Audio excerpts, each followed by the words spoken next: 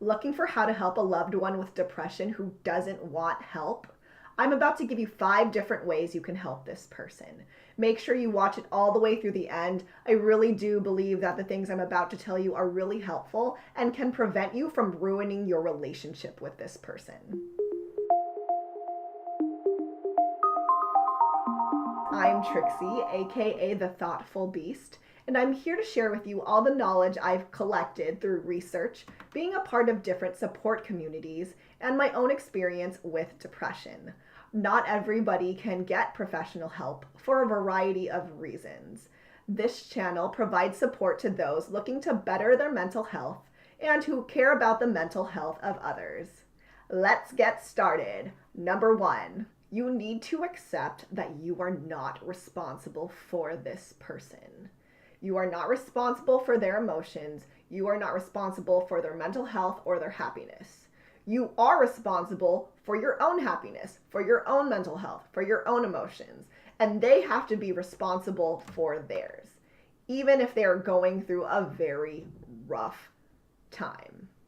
I understand that that is really hard to accept. And obviously, you just care a lot about them. That's why you're here watching a YouTube video, trying. But you can't force anyone to do anything they don't want to do. You have to respect that they have control and understand that also taking away any control that they feel at this moment while they're really depressed can be really harmful. You don't want them to feel any more helpless than they already do. You don't want to use ultimatums. Ultimatums usually don't go very well, and they're made in the heat of the moment. This can cause resentment, or they might say yes to getting professional help, but they're only saying yes to appease you and might not actually go through with it, or when they're there, they might not actually try very hard. Number 2, you need to offer help without any expectations. So remember that the person you're trying to help has a mental illness, and mental illnesses can skew with a person's sense of reality. So maybe the person you're trying to help doesn't even realize that they have an issue. Or maybe they know, but it just is so much, they can't even approach it. And I know that might be hard to understand, and I'm asking you to believe that it's a real thing. I've been on both sides of this situation. So I have been so depressed that I couldn't reach out for help. And all I can tell you is that in that moment, if I could, I would have. Because no one wants to feel that badly. So offer help without expecting. Because if you keep expecting them to get better and to take your advice and for it to work, you're going to get really frustrated. You might start to resent the person you're trying to help. That person might start to resent you, or they might just start feeling guilty and even worse about themselves because they can't do the little things you're asking them to do. Number 3, when you actually go to offer the advice, you need to have a very calm and neutral demeanor. And let me tell you why. This person with depression is already filled with a lot of self-doubt and other negative emotions. Or they're a void. They're a void. There's nothing there right now. And either way, it is not helpful to add or fill that space with your frustrations, your anxieties, your worries. It's not helpful. Also, it might not be helpful to be really cheery about it or really hopeful and excited that you found something that will help them, right? Because that's too much pressure. Like if someone came to me like that when I was really low, it was too much, and I would be like this and I would be screaming like inside because it's too much pressure. I feel guilt. I'm already in this place where I feel like I'm a piece of crap and I can't do anything. So if you come to me with those like really big hopeful eyes with something new that you found, all I might be feeling is guilt and fear of guilt and shame and all that. So you don't want to add to their burden.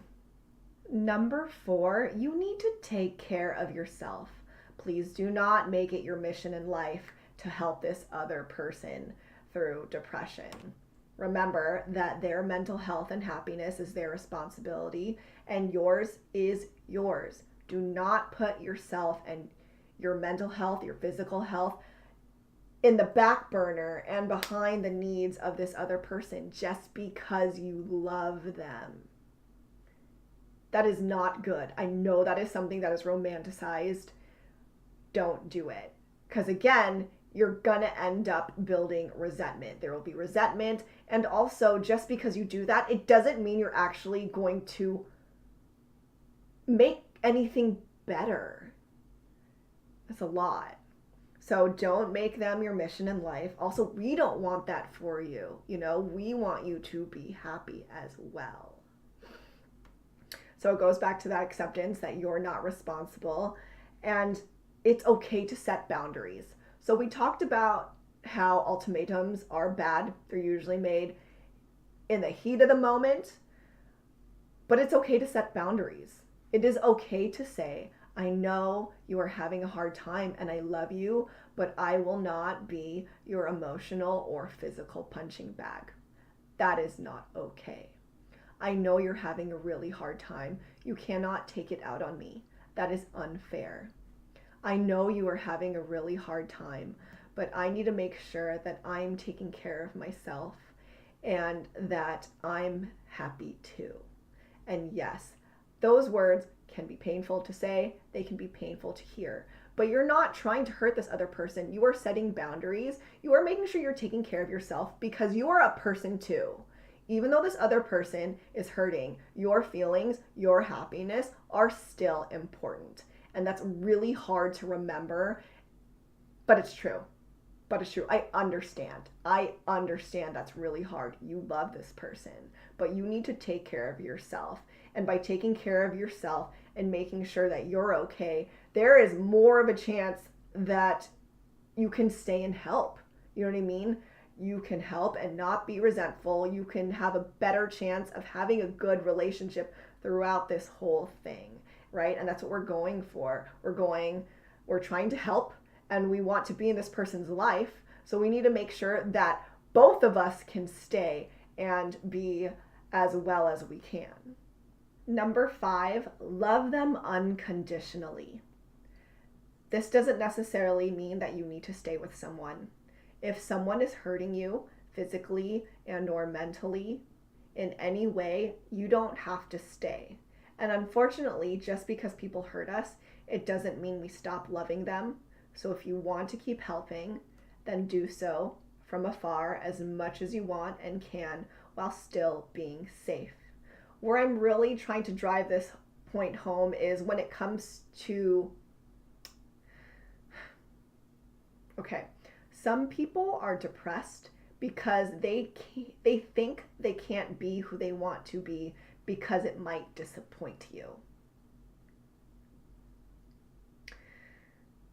And also,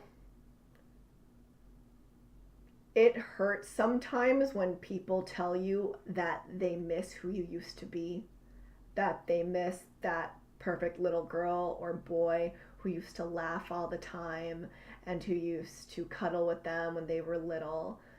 That hurts. That can hurt because it reminds us of how far we've come in a bad way.